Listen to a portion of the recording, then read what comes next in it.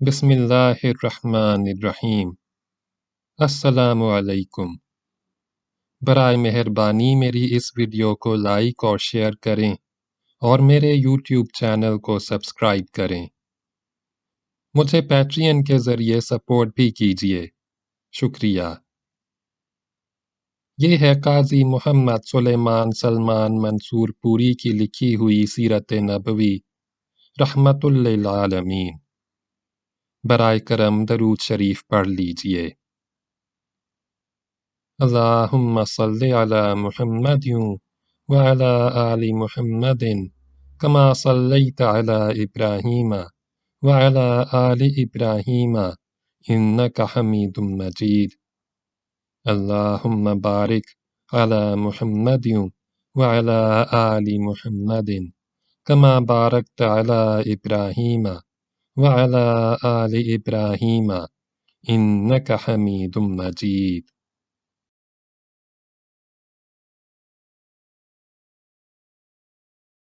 مقدمہ۔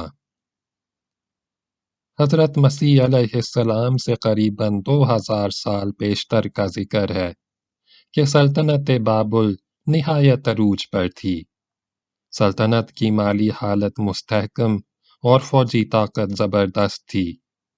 دولت کثیر، امن بسیط نے بادشاہ کے دماغ میں نخوت و غرور اس قدر بھر دیا تھا کہ اس نے سلطنت کے معبد اعظم میں اپنی سونے کی مورت رکھوا کر حکم دیا تھا کہ مخلوق اسی کو سجدہ کرے اور اسی سے منت و نذر و نیاز مانگی جایا کرے۔ رب العالمین نے ان کی ہدایت کے لیے ابراہیم علیہ السلام کو مبعوث کیا۔ حضرت ابراہیم علیہ السلام کا سلسلہ نسب 9 واسطے سے حضرت نوح علیہ السلام سے جا ملتا ہے۔ بادشاہ کو توحید کی آواز پسند نہ آئی کیونکہ اس کے قبول کرنے سے بادشاہ کو خدائی کے درجے سے اتر کر بندہ بننا پڑتا۔ اس لیے حضرت ابراہیم علیہ السلام کا گھرانہ بھی جو بادشاہ رس تھا اپنے خاندان کے نونہال سے ناراض ہو گیا۔ قوم اور سلطنت کی مخالفت دیکھ کر انہوں نے وطن چھوڑ دیا۔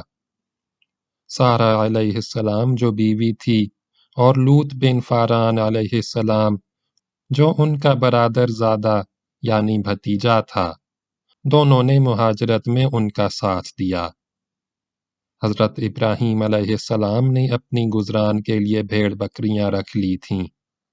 اللہ نے ان میں برکت دی اور وہ بڑھ کر بہت سے گلے بن گئے۔ امساک بارش سے وہ سرسبز میدان جہاں ان کے گلے رہتے اور پلتے تھے، جب کف دست بیاباں بن گیا تو حضرت ابراہیم علیہ السلام وہاں سے آگے بڑھتے چلے گئے اور مصر پہنچ گئے۔ مصر پر اس وقت جو بادشاہ حکمران تھا اس کا نام رقیون تھا۔ وہ دراصل بابل ہی کا باشندہ تھا۔ ممکن ہے مصر جاتے ہوئے حضرت ابراہیم علیہ السلام نے ہم وطنی کے رشتے کو وجہ تعارف خیال کر لیا ہو۔ بادشاہ مصر نے بی بی سارہ علیہ السلام کو اپنی ملک کی خاتون سمجھ کر اپنے لیے پسند کیا، لیکن اس سے اللہ نے جلد معلوم کرا دیا کہ وہ اللہ کے برگزیدہ نبی کی بیوی ہے۔ حضرت ابراہیم علیہ السلام کی اس نے نہایت قدر و منزلت کی، اور جب وہ وہاں سے وطن کو واپس ہوئے تو اس نے اپنی بیٹی ہاجرہ علیہ السلام بھی ساتھ کر دی تاکہ اسی نیک خاندان میں اس کی تربیت ہو اور وہ اپنے ہی ملک اور قدیم نسل کے باشندوں میں بیاہی جائے۔ اپنے مہمان نواز بادشاہ کی خوش آئند آرزو کے پورا کرنے کی غرض سے حضرت ابراہیم علیہ السلام نے حضرت ہاجرہ علیہ السلام سے نکاح کر لیا۔ اللہ نے انہیں پہلوٹا بیٹا اسی کے بطن سے عنایت کیا۔ اس کا نام اسماعیل علیہ السلام رکھا گیا۔ بی بی سارہ علیہ السلام سے دوسرا لڑکا پیدا ہوا، اس کا نام اسحاق علیہ السلام رکھا گیا۔ اللہ تبارک و تعالی نے اپنے دوست ابراہیم علیہ السلام کو بتلا دیا تھا کہ دونوں بیٹے بڑے بابرکت ہوں گے۔ اور بڑی بڑی قوموں کے جد اعلیٰ ہوں گے، اور ان کی اولاد کثرت کی وجہ سے گنی نہ جائے گی۔ اس لیے باپ نے اللہ کے حکم اور کنبے والوں کی درخواست پر ان کے لیے علیحدہ علیحدہ ملک تقسیم کر دیے تھے۔ شام کا ملک اسحاق علیہ السلام کو دیا، کیونکہ بابل اس کے مشرق میں تھا، اور اسحاق علیہ السلام کو اپنے ننھیال سے قرب کا موقع ملا۔ عرب کا ملک اسماعیل علیہ السلام کو دیا، کیونکہ مصر اس کے مغرب میں تھا، اور اسماعیل علیہ السلام کو اپنے ننھیال سے قریب تر رہنے کا موقع مل گیا۔ اور بائیں ہمہ دونوں بھائی اس طرح آباد ہوئے کہ ان کے درمیان کوئی تیسرا ملک نہ تھا، تاکہ وقت پر ایک بھائی دوسرے کی آمد و اعانت کرتا رہے۔ اسماعیل علیہ السلام کی شادی بنو جرہم کے سردار مزاز کی بیٹی سے ہوئی تھی۔ بنو جرہم عرب کا قدیم حکمران قبیلہ تھا، اور مزاز اپنے علاقے کا واحد فرما روا تھا، اور اسحاق علیہ السلام کی شادی اپنے ننھیال میں ہوئی تھی۔ اس طرح ایک ہی نسل کے بچوں میں جسمانی بعد بڑھتا رہا، لیکن رب العالمین وقتاً فوقتاً اس بعد کو دونوں قوموں کے باہمی ملاپ اور معاونت سے دور فرماتا رہا۔ حضرت موسیٰ علیہ السلام نے فرعون کے خوف سے بھاگ کر عرب ہی میں پناہ لی تھی، اور پھر جب وہ بنی اسرائیل کو مصر سے نجات دے کر لائے، تب بیابان عرب ہی میں انہوں نے 40 سال پورے کیے تھے۔ حضرت داؤد علیہ السلام جب بادشاہ سمیوئیل کے خوف سے بھاگ کر اپنے ملک سے نکلے تھے، تو عرب ہی میں آ کر ٹھہرے تھے۔ جب بنی اسرائیل کو بخت نصر نے تباہ کیا تھا، تو انہیں معد بن عدنان نے عرب ہی میں آرام سے عزت سے رکھا تھا۔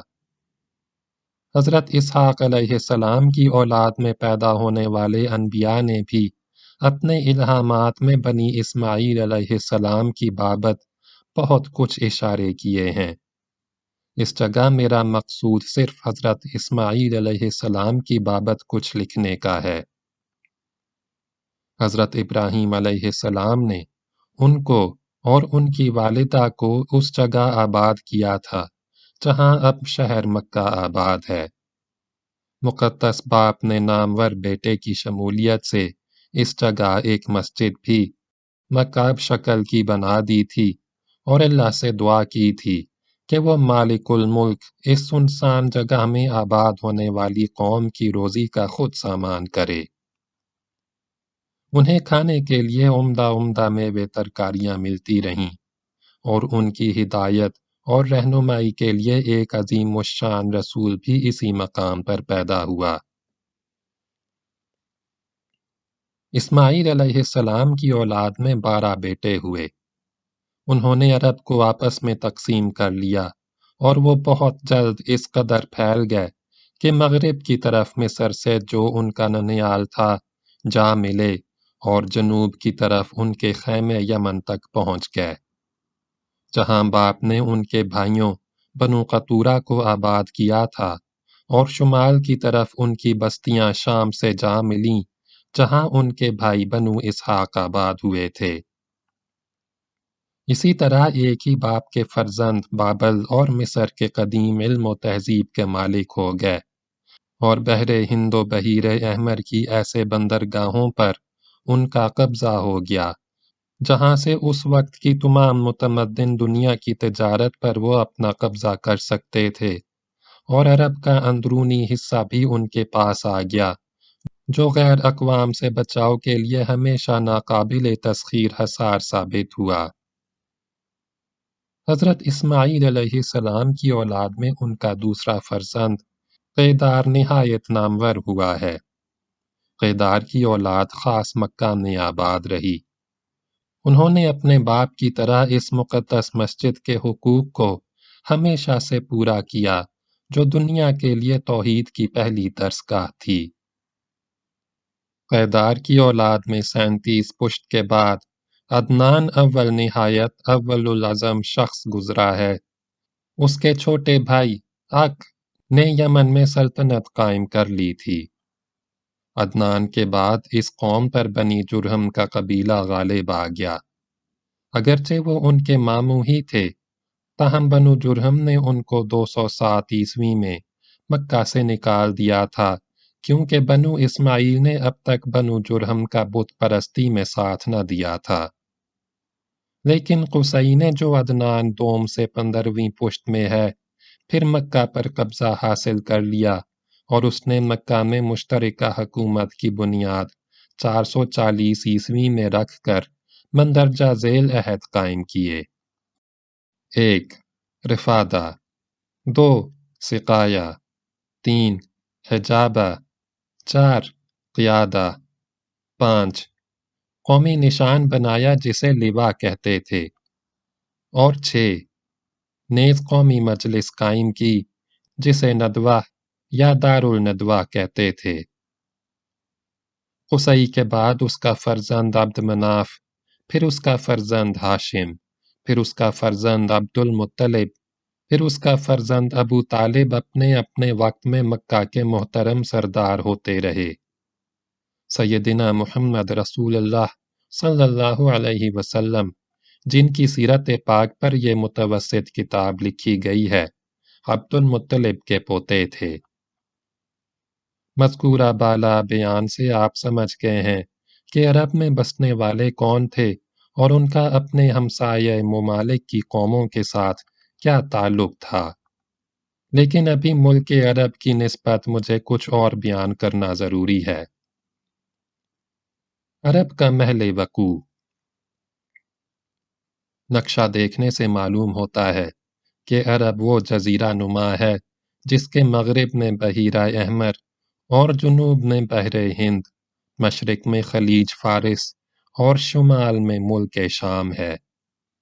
اسے شام سے 2 سلسلہ کوہ جدا کرتا ہے جو اس کے شمال میں چلا گیا ہے، اور مصر سے آبنائے سویز جو 40 برس بیشتر خاکنائے سویز سے موسوم تھی، الگ کرتی ہے۔ ہندوستان اور عرب میں خلیج بحیرہ عرب ہے۔ عرب کی سرزمین۔ عرب وسط میں مملکت فرانس سے تقریباً 2 چند بڑا ہے۔ ملک کے مختلف حصے اپنی اپنی خاص خصوصیتوں کی وجہ سے ممتاز ہیں۔ یمن کی وادی اور طائف کے پہاڑ ایسے سرسبز ہیں کہ ہندوستان کے بہترین حصوں کو رشک آتا ہے۔ الحجر کی پتھریلی زمین اور وسط عرب کا وسیع ریگستان اس قدر بے آب ہو گیا ہے کہ صحرائے اعظم میں افریقہ سے مقابلہ کرتا ہے۔ عرب کی سیاسی حالت۔ ہم جس سطو و صفات صلی اللہ علیہ وسلم کے عہد سے اپنی کتاب کا آغاز کر رہے ہیں، ان کی پیدائش کے وقت عرب کی ملکی اور اخلاقی حالت کا یہ حال تھا کہ اس کے جنوب میں سلطنت حبش کا اور مشرقی حصے پر سلطنت فارس کا اور شمالی اقطاع پر روما کی مشرقی شاخ سلطنت قسطنطنیہ کا قبضہ تھا۔ اندرونی ملک بزعم خود آزاد تھا، لیکن ہر ایک سلطنت پر اس پر قبضہ کرنے کے لیے سعی تھی۔ عرب کی اخلاقی حالت۔ اندرونی ملک کے باشندوں پر خود مختاری نے بہت برا اثر ڈالا تھا۔ ان میں خود مختاری سے خود سری پیدا ہو گئی تھی۔ انہوں نے اپنی شجاعت و جرأت کا نشانہ اپنے ہی بھائیوں کو بنا رکھا تھا۔ بیکاری و کاہلی نے جوا اور شراب کی عادت پیدا کر دی اور طبیعت ثانی بنا دی تھی۔ ممالک غیر سے الگ تھلگ رہنے کی وجہ سے ان کی زبان اور نسل بے شک کھری تھی، لیکن فصاحت کا استعمال وہ زیادہ تر خود ستائی یا دوسری قوموں کی تحقیر میں کیا کرتے تھے، یا اپنے فحش کارناموں کو مشتہر کرنے کے لیے زبان کی ساری طاقت خرچ کر کے اپنے ساتھ اپنی معشوقہ کی بھی خوب تشہیر کیا کرتے تھے۔ الگ تھلگ رہنے نے مساہرت کی برائی ان کے ذہن میں قائم کر دی تھی، اور مدیان شرافت بڑی دلیری اور فخر سے اپنی بیٹیوں کو زندہ زمین میں گاڑ دیا کرتے تھے۔ جہالت نے ان میں بت پرستی رائج کر دی تھی، اور بت پرستی نے انسانی دل و دماغ پر قابض ہو کر ان کو توہم پرست بنا دیا تھا۔ فطرت کی ہر ایک چیز تھی، درخت، چاند، سورج، پہاڑ، دریا وغیرہ کو وہ اپنا معبود سمجھنے لگ گئے تھے، اور اس طرح وہ اللہ کی عظمت و جلال کو فراموش کر دینے کے ساتھ ساتھ خود اپنی قدر و قیمت بھی بھول چکے تھے۔ اس لیے انسانی حقوق کے لیے نہ کوئی ضابطہ تھا اور نہ ایسے حقوق کو صحیح مرکز پر لانے کے لیے کوئی قانون تھا۔ قتل انسان، رہزنی، حبس بے جا، تصرف ناجائز، مداخلت بے جا، عورتوں کو جبراً یا پھسلاوٹ سے بھگا لے جانا، بیٹیوں کو زندہ پیوندے خاک کر دینا، اسی شجر کے ثمر تھے کہ بت پرستی نے ان کی نگاہ میں سب سے زیادہ حقیر ہستی انسان ہی کو بنا دیا تھا۔ برسوں بلکہ نسلوں اور صدیوں کے جمود نے ان کے دل و دماغ میں یہی نقش کر دیا تھا کہ ان کی حالت سے بہتر کوئی حالت اور ان کے تمدن سے بہتر کوئی تمدن اور ان کے دین سے بہتر کوئی دین ہو ہی نہیں سکتا۔ عرب کی مذہبی حالت۔ عرب کے مختلف اطراف میں مختلف حکومتوں اور سلطنتوں کے تعلق کی وجہ سے تمام ملک میں مختلف مذاہب اور بھی پائے جاتے تھے۔ یہودی، عیسائی، صابی ایسے مذاہب ہیں جن کے نام سن کر ناواقف شخص دھوکہ کھا سکتا ہے کہ ان لوگوں میں ان مذاہب کی عمدگیوں کے نمونے بھی پائے جاتے ہوں گے، لیکن حقیقت یہ ہے کہ ان لوگوں نے اپنے آپ کو مذہب سے درست کرنے کی بجائے مذہب کو اپنی وجہ سے خراب کر دیا تھا۔ اگر موسیٰ و عیسیٰ و شعیب و صالح علیہ السلام پیغمبروں کو ان کو دیکھنے کا موقع ملتا تو وہ ہرگز نہ پہچان سکتے کہ یہ ہمارے ہی اصول پر چلنے والے لوگ ہیں۔ عام عیسائی ایک مسیح علیہ السلام کو ابن اللہ کہتے ہیں، لیکن عرب کے عیسائی مریم کو اللہ کی جورو اور فرشتوں کو اللہ کی بیٹیاں بھی کہا کرتے تھے، اور بت پرستوں لات و عزا کو مؤنث اللہ، لات مؤنث ہے الہ کا اور عزا مؤنث ہے عزیز کا بھی کہا کرتے تھے۔ اس زمانے کے عام یہودی حضرت عزیر علیہ السلام کو توریت کے ازبر لکھ دینے سے ابن اللہ کہا کرتے تھے، مگر عرب کے یہودی اپنی قوم کے سب زن و مرد کو اللہ کے بیٹے بیٹی، پیارے پیاری کہا کرتے تھے۔ آتش پرست غالباً بیٹی، بہن کو گھر میں ڈال لیا کرتے تھے، مگر عرب کے ملحد اپنی حقیقی والدہ کو چھوڑ کر اپنے باپ کی تمام جوروؤں کو اپنی لونڈیاں بنا لیا کرتے تھے۔ عرب کی جملہ اقوام لکھنے پڑھنے سے بے خبر، علوم سے بے بہرہ، فنون سے عاری، تمدن سے ناواقف، مصالحت اور معافی سے نا آشنا تھے۔ ملحد اور دہریے بھی عرب میں آباد تھے۔ وہ حیات اور موت کو اتفاق اور وقت سے موسوم کر کے دنیا کے ہر انقلاب کو دور زمانہ سے منسوب کیا کرتے تھے۔ اللہ کی ہستی کا اقرار اور جزا و سزا کا تصور، نیک و بد افعال پر نیک و بد نتائج مرتب ہونا ان کے نزدیک ایک قابل تسخیر خیال تھا۔ ان جملہ ایوب کی وجہ سے عرب گویا جملہ مذاہب باطلہ اور تخیلات کی برائیوں کا مجموعہ تھا۔ عرب کا کرۂ ارض کے وسط میں وقوع۔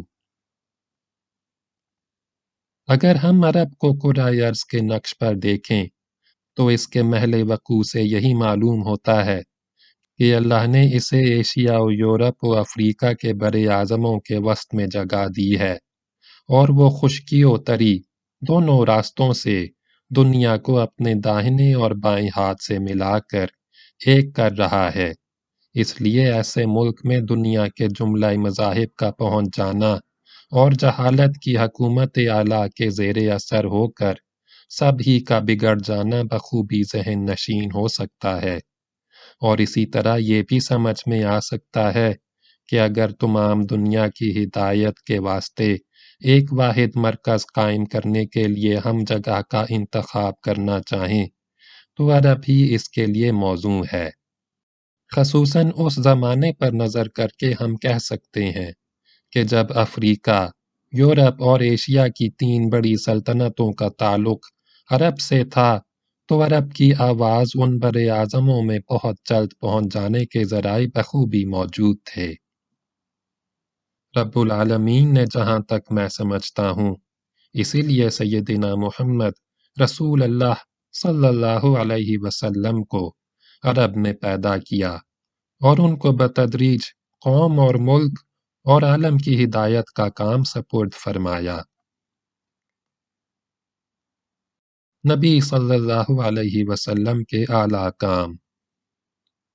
قارئین اس کتاب کو پڑھ کر معلوم کر سکیں گے کہ نبی صلی اللہ علیہ وسلم کا کام کس قدر مشکل تھا اور انہوں نے اس فرض کو کیسی خوش اسلوبی، صبر و حلم، استقامت اور تحمل سے شروع کیا۔ کیوں کر تہذیب و تمدن اور علم و اخلاق کو پھیلایا، کیوں کر قوموں اور ملکوں کو ایک بنایا، کس طرح انسان کا درجہ بلند کیا، کس طرح توحید کی اشاعت کی اور انسان کے دل پر عظمت و کبریائی کا نقش قائم کر دینے کے بعد کس طرح جملہ اشیاء و اسباب کا خادم انسان ہونا ثابت کر دیا۔ وحدت تعلیم۔ رسول کریم صلی اللہ علیہ وسلم نے کس طرح نسل اور قومیت کی خصوصیتوں اور ملک و مقام کی حالتوں اور امیری و غریبی کی امتیازوں اور فاتح و مفتوح کی تفاوتوں، مختلف زبانوں، مختلف رنگتوں کے مابع الامتیازوں سے قطع نظر کر کے کیسی خوش اسلوبی سے سب کو دین واحد کے رشتے میں متحد و یکساں و مساوی، ہم سطح و ہم خیال، ہم اعتقاد و ہم آواز بنا دیا۔ اور جب وہ اس عظیم الشان کام کو انجام دے چکے، بندوں کو اللہ سے نزدیک اور قوموں کو قوموں سے قریب بنا چکے، نفرت و عداوت کی جگہ نصرت و اخوت کو بچھلا چکے، ظلمت و جہالت کو نکال کر ان کے دل و دماغ پر نور صداقت و علم کو متمکن کر چکے، تب کیسی فارغ البالی، کشادہ و پیشانی اور مسرت کے ساتھ دنیا سے سدھار گئے۔ اسلام اور مختلف طبقات۔ نبی صلی اللہ علیہ وسلم کے عظیم الشان کام کا اندازہ کرنے کے لیے دیکھو کہ اسلام کا بیج کیسے پاک قلوب میں بویا گیا تھا جو اس کا نیک پھل لائے تھے۔ نجاشی ملک حبشہ، جعفر ملک عمان، عقیدر شاہ تومت الجندل، نجد کے وحشی، تہامہ کے بدو اور یمن کے مسکین دوش بدوش کھڑے ہونے پر نازاں ہو رہے ہیں۔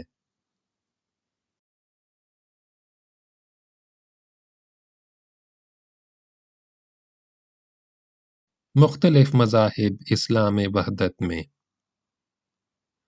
عبداللہ بن سلام رضی اللہ عنہ یہودیت اور ورقہ بن نوفل رضی اللہ عنہ عیسائیت اور عثمان بن طلحہ رضی اللہ عنہ ابراہیمیت کی مسندہائے امامت کو چھوڑ کر اسلام کے خادم شمار کیے جانے پر متفخر ہیں۔ مساوات ظاہری و اخوت باطنی۔ یہودیوں کا زر خرید غلام سلمان فارسی رضی اللہ تعالی عنہ معاً اہل البیت کے درجے پر فائز ہو جاتا ہے، اور بت پرستوں کے زر خرید غلام بلال حبشی رضی اللہ عنہ کو فاروق اعظم رضی اللہ عنہ بھی، جس کی سطوت و ہیبت سے قیصر و کسریٰ کے اندام پر لرزا تھا، سید سید، آقا آقا کہہ کر پکار رہا ہے۔ رنگتوں کا اختلاف، زبانوں کا تباین، قومیت کا تفرقہ، ملکی خصوصیات کا امتیاز، سب کچھ جاتا رہا۔ حسب و نسب کی شرافت کا زبان پر لانا کمینگی کی دلیل بن گیا ہے۔ دین واحد نے سب کو ملت واحد بنا کر ایک ہی ولولہ دلوں میں، ایک ہی جوش طبیعتوں میں، ایک ہی خیال دماغوں میں، ایک ہی آواز توحید زبانوں پر جاری کر دیا ہے۔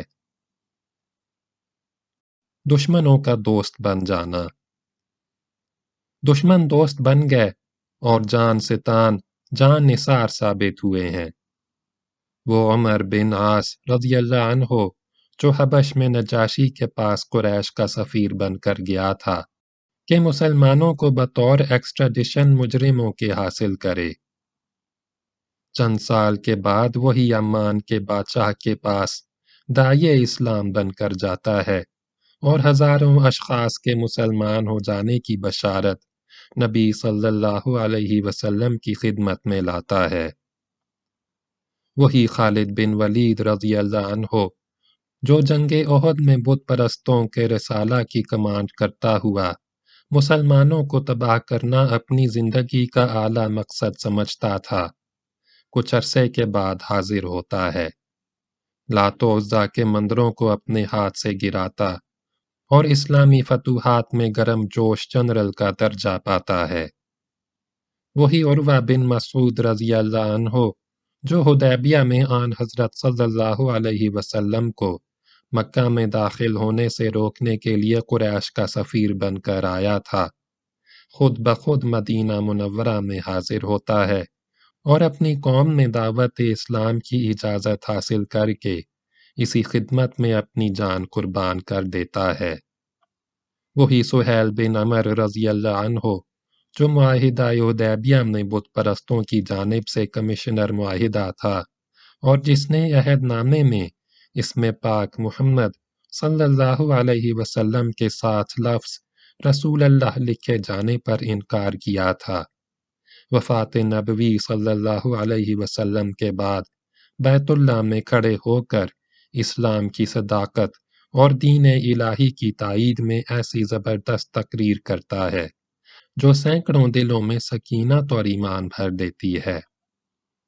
وہی عمر رضی اللہ عنہ جو تلوار لے کر گھر سے آن حضرت صلی اللہ علیہ وسلم کا سر قلم کرنے کے لیے نکلا تھا، وفات نبوی صلی اللہ علیہ وسلم کے دن شمشیر برہنہ لے کر کہہ رہا ہے کہ جو کوئی کہے گا کہ آن حضرت صلی اللہ علیہ وسلم نے وفات پائی اس کا سر قلم کر دیا جائے گا۔ وہی وحشی جس نے امیر حمزہ رضی اللہ عنہ کو مارا، کلیجہ نکالا، اعضاء کاٹے، جنازہ بے حرمت کیا تھا، کچھ دنوں کے بعد مسلمان ہو جاتا، شرم و خجالت سے منہ سامنے نہیں کرتا اور بالآخر مسلمہ جیسے کذاب کے قتل کو اپنی حرکت سابقہ کی تلافی سمجھتا ہے۔ وہی ابو سفیان رضی اللہ عنہ بن حارث بن عبد المطلب جو حقیقی تایا کا بیٹا ہو کر بھی نبی صلی اللہ علیہ وسلم کی حجب میں متواتر اشعار کہا کرتا تھا، جذبہ توفیق سے خدمت میں حاضر ہوتا ہے اور جنگ حنین کے میدان میں وہی اکیلا رکاب نبوی صلی اللہ علیہ وسلم تھامے نظر آتا ہے۔ وہی ابو سفیان رضی اللہ عنہ بن حرب جو 7 برس تک برابر آن حضرت صلی اللہ علیہ وسلم کے مقابلے میں فوجیں لاتا رہا اور مسلمانوں کے خلاف سارے ملک میں آتش فساد بھڑکاتا رہا، اسلام لاتا اور نجران کے عیسائی علاقے پر اسلامی حاکم بنا کر بھیجا جاتا ہے۔ وہی طفیل دوسی رضی اللہ عنہ جو مکہ میں روئی کی ڈاٹ کانوں میں لگا کر پھرتا تھا کہ محمد صلی اللہ علیہ وسلم کی آواز کان میں نہ پہنچے، بالآخر اپنے وطن میں گھر گھر پھرتا اور محمد صلی اللہ علیہ وسلم کی آواز پہنچاتا تھا۔ وہی عبد یا لیل ثقفی رضی اللہ عنہ جس نے طائف میں غلام بچوں کو پتھراؤ کرنے کے لیے نبی صلی اللہ علیہ وسلم کے پیچھے لگا دیا تھا، آخر مدینہ منورہ حاضر ہوا اور وہاں سے اپنی قوم کے پاس جواہر ایمان و ایقان لایا تھا۔ وہی بریدہ رضی اللہ عنہ بن الحسیب اسلمی جو قریش سے 100 شتر سرخ کے انعام کا وعدہ لے کر آن حضرت صلی اللہ علیہ وسلم کی گرفتاری کے لیے 70 سواروں کی دوش لے گیا تھا۔ چند گھنٹے کے بعد نبی صلی اللہ علیہ وسلم کا علم بردار بن گیا۔ الغرض ایسی مثالوں کے لیے ایک دفتر درکار ہے۔ معجزات مادی و معجزات علمی۔ یہ سب کرشمے اس پاک تعلیم کے تھے جو آہستہ آہستہ دلوں کو فتح کرتی جاتی تھی۔ اکثر انبیاء علیہ السلام نے معجزے دکھلائے۔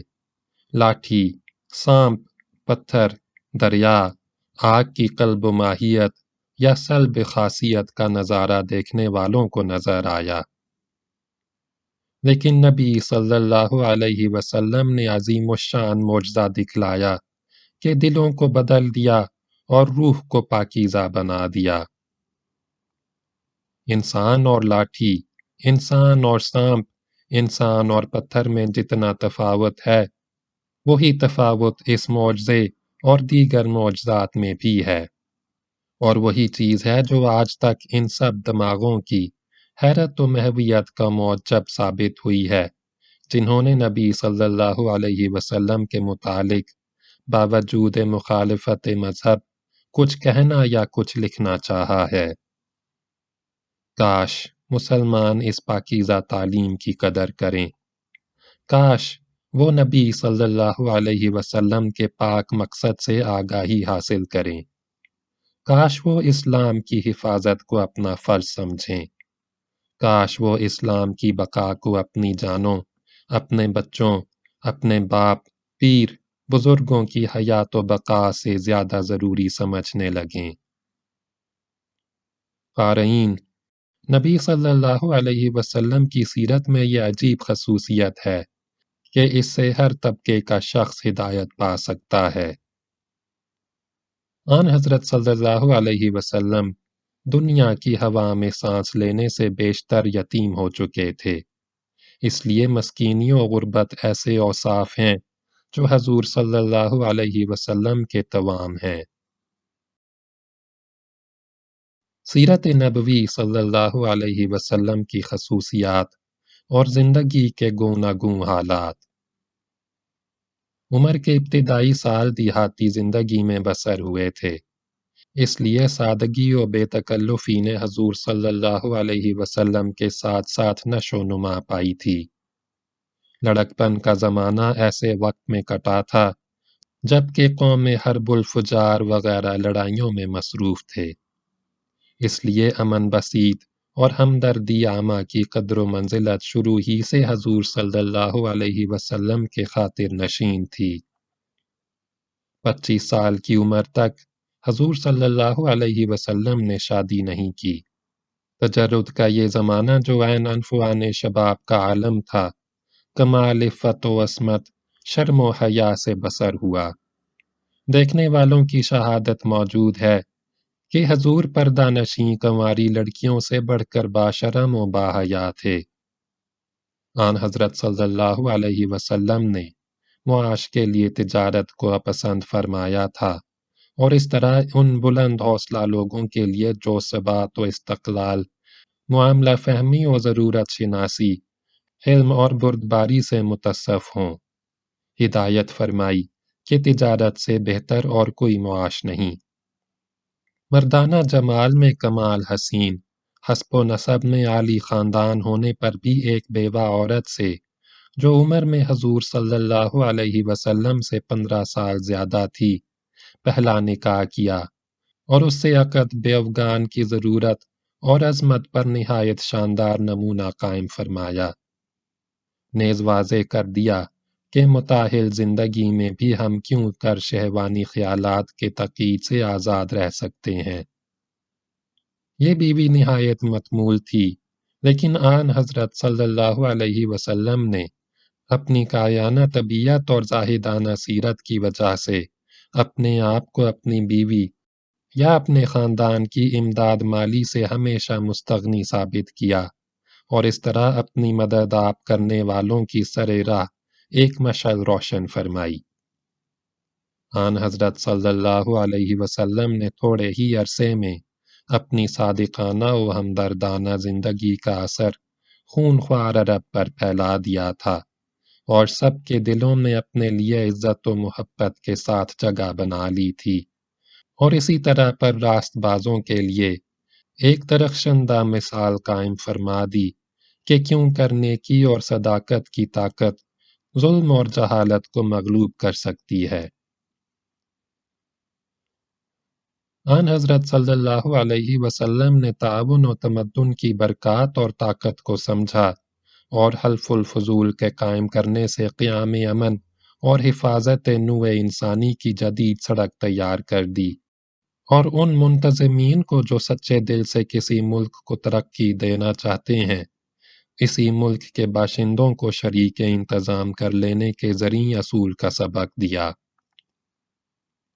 حجر اسود کے نصب کرنے میں آن حضرت صلی اللہ علیہ وسلم نے بتلا دیا کہ جب مختلف اغراض اور مختلف مقاصد کے لوگ ایک جگہ فراہم ہو جائیں تو ان کو کیوں کر مرکز واحد پر لا سکتے ہیں، نے ثابت فرما دیا کہ خدشہ جنگ کے ٹال دینے اور امن کو مستحکم رکھنے کے لیے جنگی طاقت کی نہیں بلکہ اعلیٰ دماغی قابلیت کی ضرورت ہے۔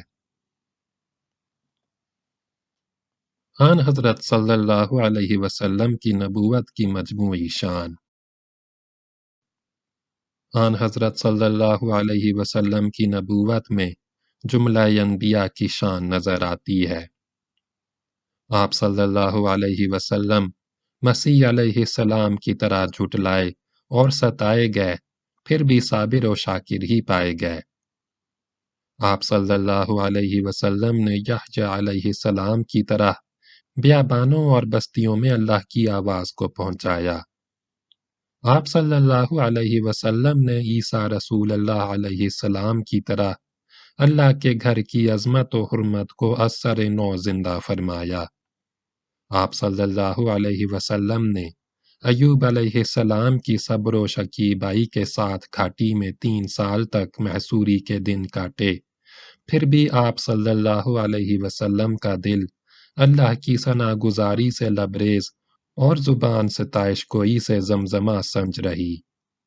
آپ صلی اللہ علیہ وسلم نے نوح علیہ السلام کی طرح قوم کے برگشتہ بخت لوگوں کو خفیہ اور اعلانیہ خلوت اور جلوت میں میلوں اور جلسوں، گزرگاہوں اور راہوں پر، پہاڑوں اور میدانوں میں اسلام کی تبلیغ فرمائی اور لوگوں کو ان کے افعال بد سے نفرت دلائی۔ آپ صلی اللہ علیہ وسلم نے ابراہیم علیہ السلام کی طرح نافرمان قوم سے علیحدگی اختیار کی اور وطن کو چھوڑ کر شجرہ طیبہ اسلام کے لگانے کے لیے پاک زمین کی تلاش میں راہ نورد ہوئے۔ آپ صلی اللہ علیہ وسلم شب ہجرت کو داؤد علیہ السلام کی طرح دشمنوں کے نرغے سے نکلنے میں کامیاب ہوئے، اور یونس علیہ السلام کی طرح جنہوں نے 3 دن مچھلی کے پیٹ میں رہ کر پھر نینوا میں منادی کو جاری کیا تھا، غار ثور کے شکم میں 3 دن رہ کر پھر مدینہ طیبہ میں کلمت اللہ کی آواز کو بلند فرمایا۔ آپ صلی اللہ علیہ وسلم نے موسیٰ علیہ السلام کی طرح جنہوں نے بنی اسرائیل کو فرعون مصر کی غلامی سے آزاد کرایا تھا، شمالی عرب کو شاہ قسطنطنیہ کی بند مملوکیت سے اور شرقی عرب کو کسرائے ایران کے حلقہ غلامی سے اور جنوبی عرب کو گوشۂ حبش کے طوق بندگی سے نجات دلائی۔ آپ صلی اللہ علیہ وسلم نے سلیمان علیہ السلام کی طرح مدینہ منورہ میں اللہ کے لیے ایک گھر بنایا جو ہمیشہ کے لیے اللہ کی یاد کرنے والوں سے معمور اور ضیاء توحید سے پر نور رہا ہے، جسے کوئی بخت نصر جیسا سیاہ بخت ویران نہیں کر سکا۔ آپ صلی اللہ علیہ وسلم یوسف علیہ السلام کی طرح اپنے ایذا رساں و ستم پیشہ برادران مکہ کے لیے نجد سے بتوسط ثمامہ بن اسال غلہ بہم پہنچایا، اور بالآخر فتح مکہ کے دن لا تثریبوا علیکم اليوم کا مستہ سنا کر انتم الطلقاء کے فرمودے سے انہیں پابند منت و احسان بنایا۔ وقت واحد میں آپ صلی اللہ علیہ وسلم موسیٰ علیہ السلام کی طرح صاحب حکومت تھے اور ہارون علیہ السلام کی طرح صاحب امامت بھی۔ ذات مبارک میں نوح علیہ السلام کی سی سرگرمی، ابراہیم علیہ السلام جیسی نرم دلی، یوسف علیہ السلام کی سی درگزر، داؤد علیہ السلام کی سی فتوحات، یعقوب علیہ السلام کا سا صبر، سلیمان علیہ السلام کی سی ستوت، عیسیٰ علیہ السلام کی سی خاکساری، یحییٰ علیہ السلام کا سا زہد، اسماعیل علیہ السلام کی سی سبق روحی کامل ظہور بخشش تھی۔ خورشید رسالت صلی اللہ علیہ وسلم میں اگرچہ تمام مقدس رنگ موجود تھے، لیکن رحمت للعالمینی کا رنگ و نور تھا کہ جس نے تمام رنگتوں کو اپنے اندر لے کر دنیا کو ایک برگزیدہ و چیدہ روشنی سے منور کر دیا ہے۔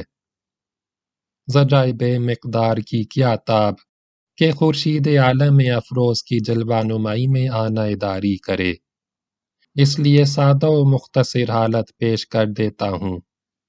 رب کریم میری حسن نیت پر نظر فرما کر میرے زلات کو عفو فرمائے اور برادران اسلام میری کئی بذات کو ملحوظ رکھ کر تقصیر خدمت کو معاف فرمائے، آمین۔ خاکسار محمد سلیمان۔